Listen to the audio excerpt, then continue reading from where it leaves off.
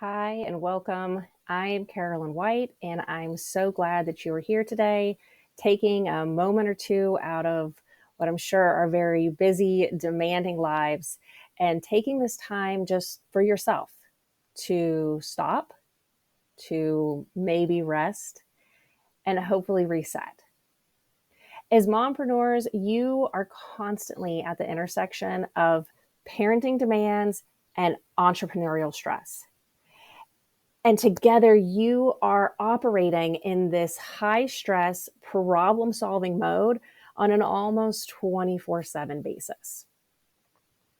Hopefully you're here because you're looking for a little more regulation, a little bit more relaxation, maybe a little bit more clarity, and maybe a little bit more balance.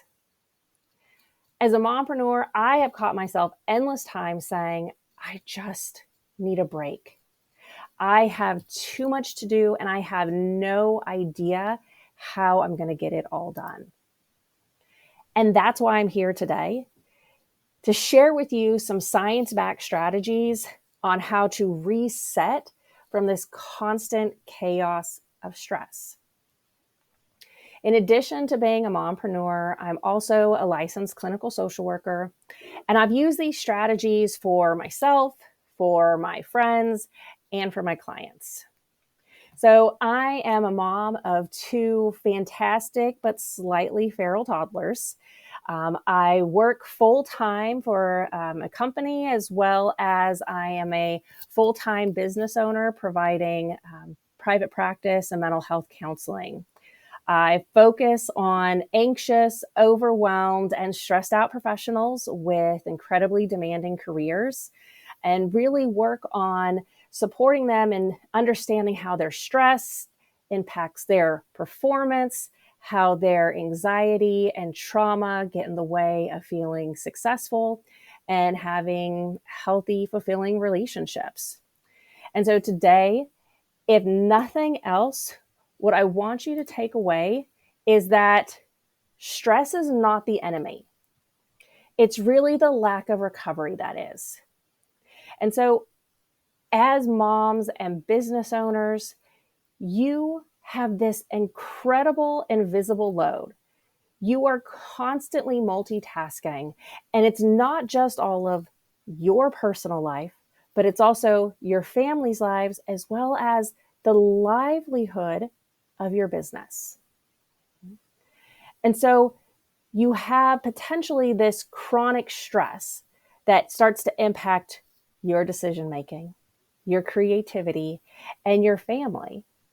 And so the assumption becomes it's the stress, it's the demands, it's my kids constantly asking me for things, it's my partner needing my support and energy, it's my business that I'm so terrified of something happening to because it's my livelihood and it's another one of my babies.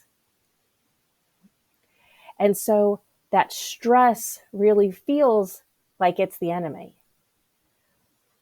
But the reality is, stress is just stress.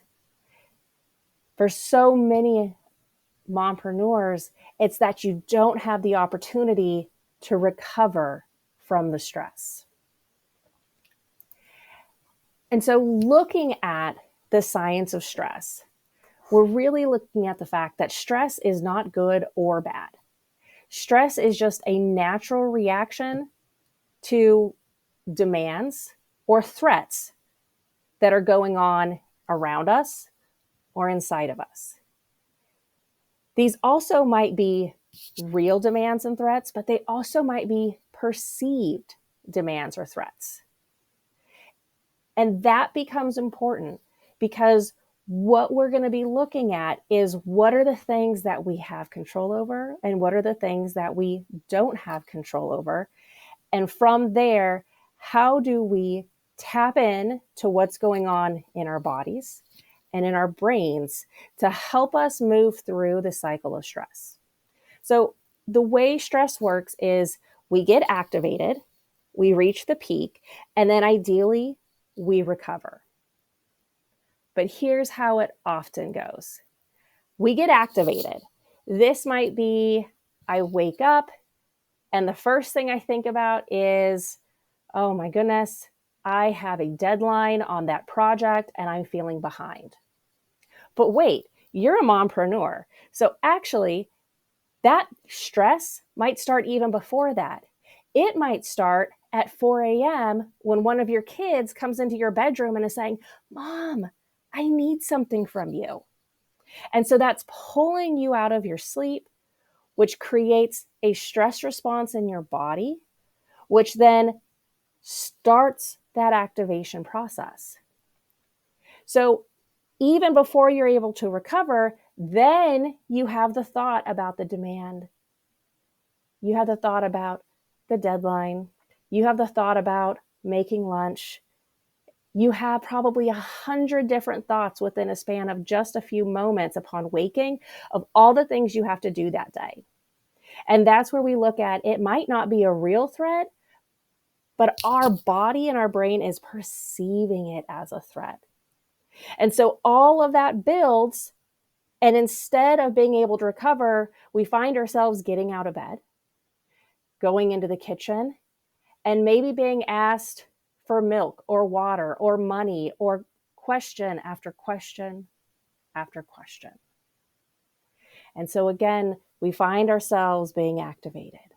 And so instead of being a stress cycle, we are in a stress roller coaster where you're never really able to get off.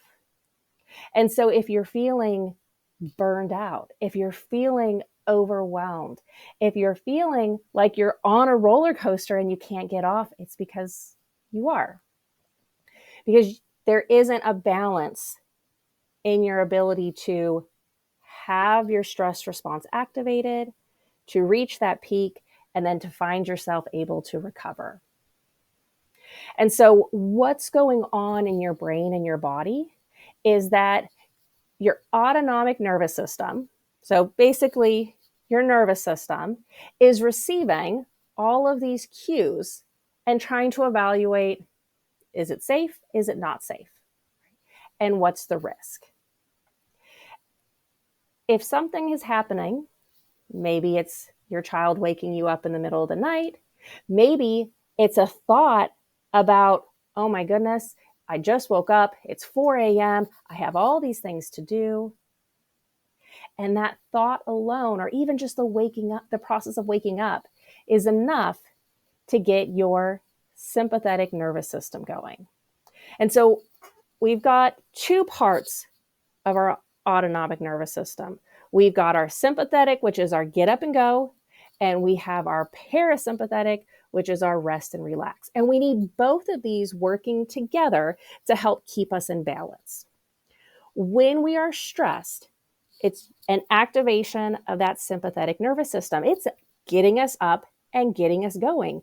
And that's why stress isn't necessarily a good or bad thing. Because when I've got a big deadline, or when I've got a big project, or when I've just got a whole lot of things going on, I need that get up and go. And so if I'm generally feeling balanced in my life, if I feel like I have a capacity to handle or tolerate a lot, then guess what? It's okay when my sympathetic nervous system gets activated, because what that is probably going to look like is focus, energy, excitement, problem solving. But what happens if I'm already feeling overwhelmed? What happens when you're on that roller coaster of constant demand and stress and chaos? Well, that's when it starts to feel like impending doom. That's when it starts to feel like digestive problems. That's when it starts to feel like a racing heart, shortness of breath, maybe even some chest pain. Because at that point, your nervous system is saying, hey, this is more than I can handle. This must be a pretty big stressor, and we need to do something about it. And how our bodies and our brains do something about it is by flight, fight, or freeze. So again, in real time, what that looks like for you, if you're in a balanced state, if you're within this nice window of tolerance of what you can handle, then that flight may be, hey, I'm feeling a little bit overwhelmed. I need to change my environment. Fighting may look like, I'm feeling overwhelmed. I'm going to figure out how to tackle this problem. Freeze may look like, you know what? I just need to take a time out. It's not a permanent timeout. It's not even a long timeout, but it's just a moment for me to pause, reflect, and then figure out how to move forward. But when my nervous system and when your nervous system is feeling overwhelmed and out of balance and on that roller coaster, that's when flight might look like running away or just ignoring the situation. It's when your partner comes to you with something budget related and you go, I just can't handle this right now, and you lock yourself away. Or when you know you have a deadline coming up and you just find yourself procrastinating and procrastinating and procrastinating. And so that fight looks like yelling at my kids or yelling at your partner or just yelling at the person who ran you off the road on the parkway. And that freeze looks like shutting down. Finding yourself maybe in your bedroom or any dark corner that you can find, perhaps on your phone, just getting into that doom scrolling because you just can't take anymore. The goal here is not getting into that dysregulated, unbalanced, burned out state. Because again, stress isn't necessarily good or bad. It's how you go through that process. And so when you are in a healthy place, that stress process, that stress cycle is really healthy and is actually what builds stress tolerance and builds resilience. Because every time you go through that cycle where something stressful happens, it peaks, and then you're able to get through it, it trains your brain and it trains your body to believe and to master whatever that stressor might be. And so a great example of this is if maybe you have 2 kids and think about everything you went through with your first kid and how potentially overwhelming that was, how scary that was. And then you have your second kid. And for me, this was around food. I was terrified of feeding my first child and knowing what to feed him. And then for my second child, he found a Ritz cracker on the floor at 4 months, and I rolled with it because I was able to go through that stress cycle. I was able to build some stress tolerance. I was able to get some resilience around my parenting. And so when I had to go through the process again, I knew what to do. I felt more confident. I felt more secure. I felt more connected.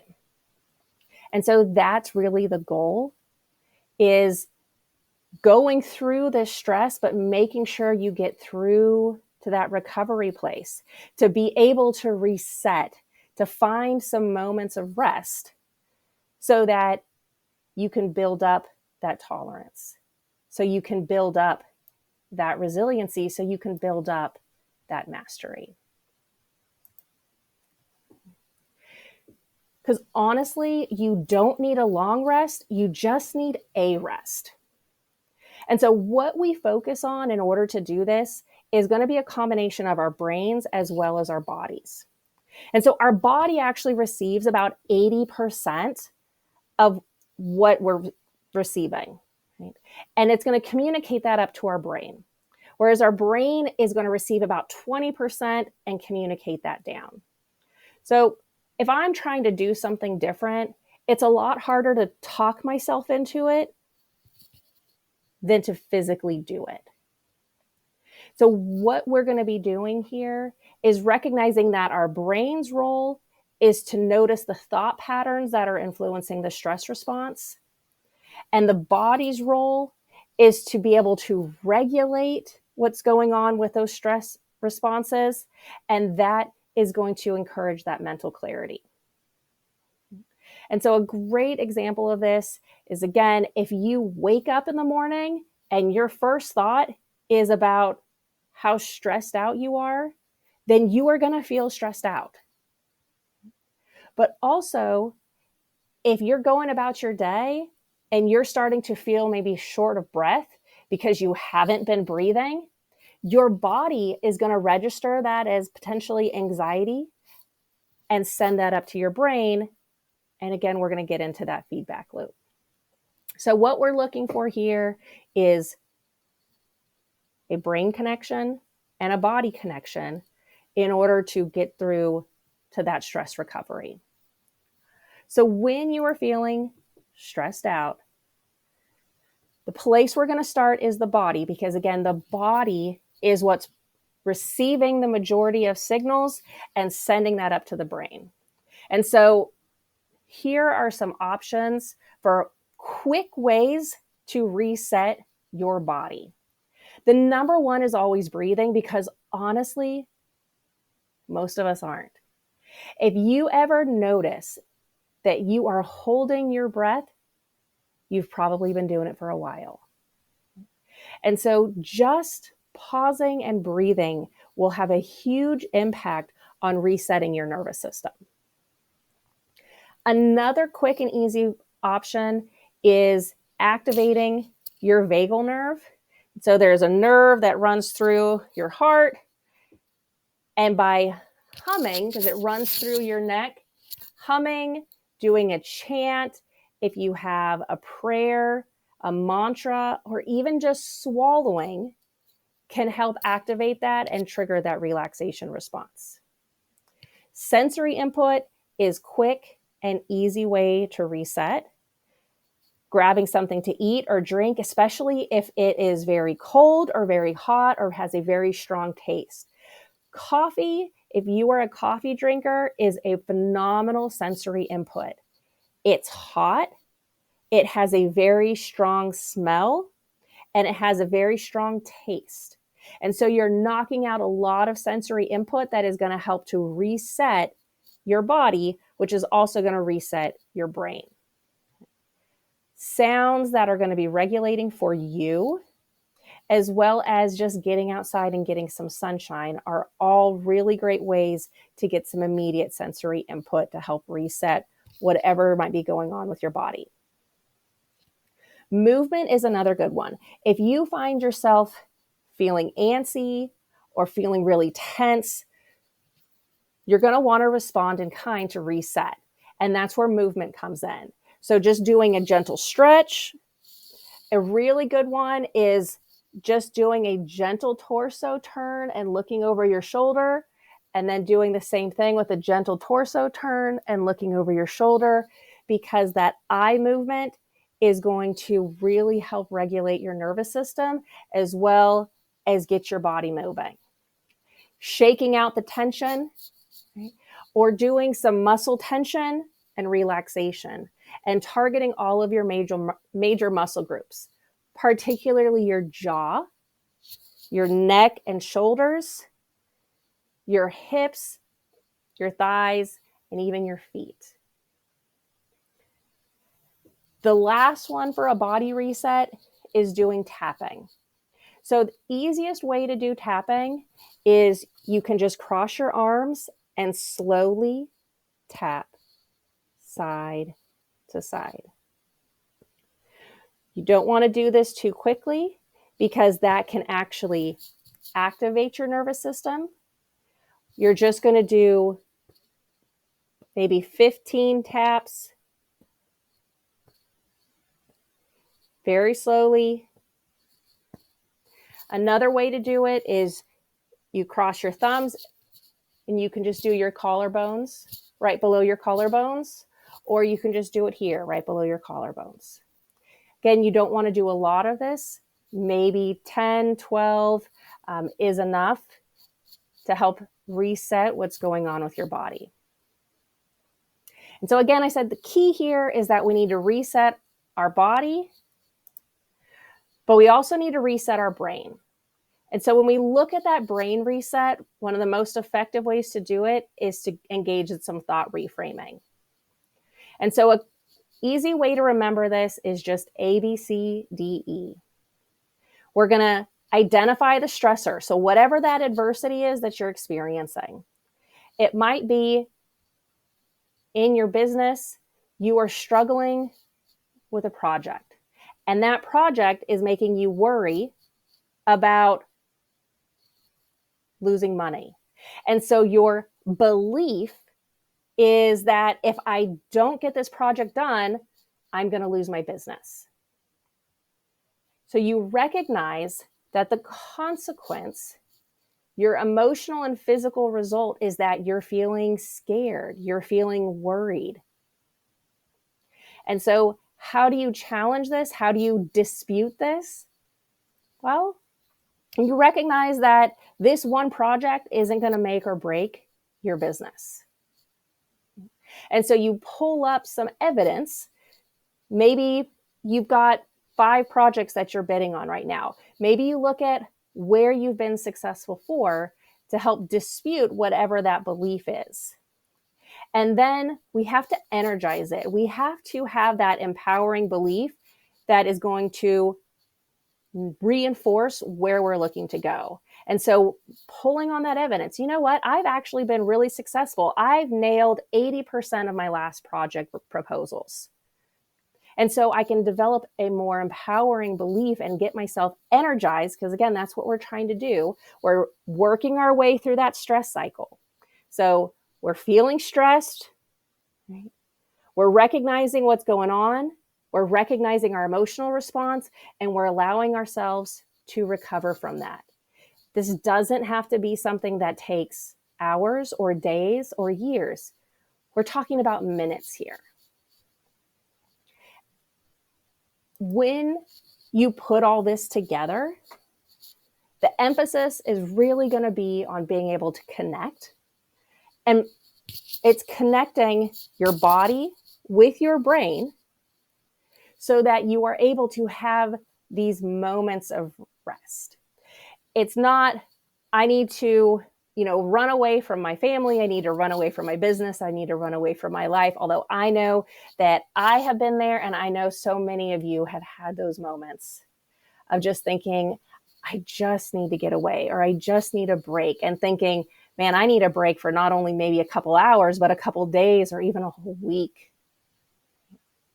But if we're able to just get 1 minute or 2 minutes or 3 minutes of rest and reset to work our way through that recovery process, you're going to see really significant impacts. And so again, the first one we're looking at is just that simple brain-body integration. So you're going to combine the thought framing that we just talked about, the ABCDE, with a movement or a body reset. So a great example is maybe doing the tapping while working through the thought reframe. So pulling up the stressor, thinking about the belief, recognizing the consequences, disputing it, and then pulling up and empowering new belief. And right there, we're challenging what's going on in our brain. We're also reconnecting it with our body. The next one for you is called peak and recover. So again, we start that stress cycle where we get activated, it peaks, and then the key here is recovering. And what you're doing is almost a forced recovery, because again, this is where so often you find yourself ending up on the roller coaster. So you're in your kitchen, you're trying to get ready for work, you're thinking about everything that you have to get done, your kids are asking for their, lunch money and what they have to do and who's picking them up and what all the plans are. And so you're just cycling. The moment you have a break, even if it's just for a second, maybe it's you've run to the restroom, what you're going to do is move. Shake it out. You can pace. You can march your feet. You can tap. But ideally, you are releasing the tension that has been building, You are going to reconnect with your body. And the simplest way to do that is to put a hand on your heart and a hand on your body or your belly, and just breathe. Take one breath, take 2 breaths, take 3 breaths, and just allow yourself to feel and reconnect with your body. And then we're going to pair it with that cognitive piece, with our brain, and we are going to validate what you just went through. And then you are going to celebrate. I just made it through my morning routine and it didn't go terribly. This works for a presentation. You're gearing up for a huge proposal. You just got through it. You're feeling yourself about to crash, and instead you shake it out. You reconnect. You validate that, yes, that was hard or that was uncomfortable, and I did it. You did it. And that piece is so important because that's what ties it all together. And that's what really allows you to go through that recovery process. Because so often we miss what ties us back to ourselves and our purpose and why you're doing all the things that you're doing. The next one is something I do very frequently with individuals who are struggling with anxiety, and that's a stress inoculation. So, imagine you're getting a vaccine or inoculation for your stress. Because remember, successfully moving through stress builds tolerance and builds resiliency. And so that's exactly what you're doing here, because the power of the brain is phenomenal.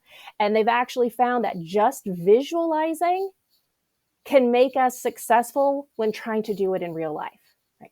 This is what professional athletes do. This is what professional performers do. And so you are going to do the same thing with your stress. You are going to visualize your stressor. You're going to allow yourself to think through what's going on, what's coming up, what you're dealing with. You're going to tune into your body. You're going to allow yourself to feel, okay, I'm feeling some tingling. I'm feeling some shortness of breath. I'm recognizing that I have my stress response going on. I'm noticing that I'm having these thoughts about wanting to avoid or escape or react. And then I'm taking a breath and I'm recentering and I'm imagining successfully handling it. And so this is where you get that opportunity to take a moment and figure out, how do you want this to look? What do you want this to feel like? How do you want to think about it? What do you want it to be? And you go through that process and then allow yourself to come back. And you do that as often as you need to. And if you notice that it starts to be overwhelming, or maybe you're just feeling a little dysregulated or disconnected, that's fine. You bring yourself back to the moment, you reconnect to yourself, and you can start from there the next time.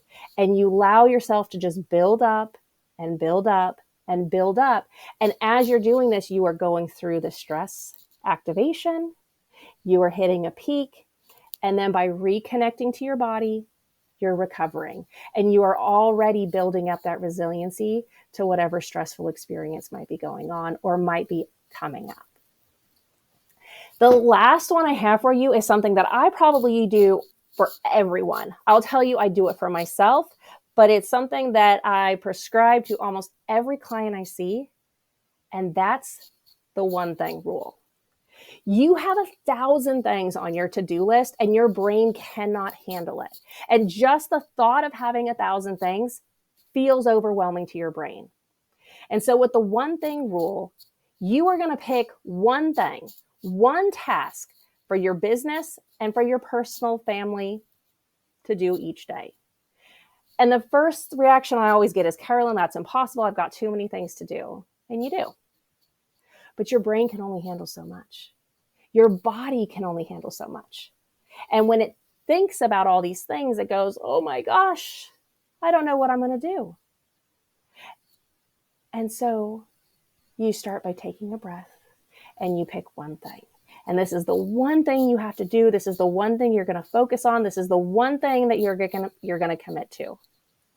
And the reality is, once you get through that one thing, you build up your stress tolerance. You build up your resiliency. And you start to believe, I can do more. And so you do. And you might do one more, and you might do one more, and you might do one more. Because you're never going to forget your to-do list, but you're never going to be able to get through your to-do list by focusing on your to-do list. In order to be able to manage that stress, we have to allow your brain and body to reset. And you do that by focusing on one thing at a time.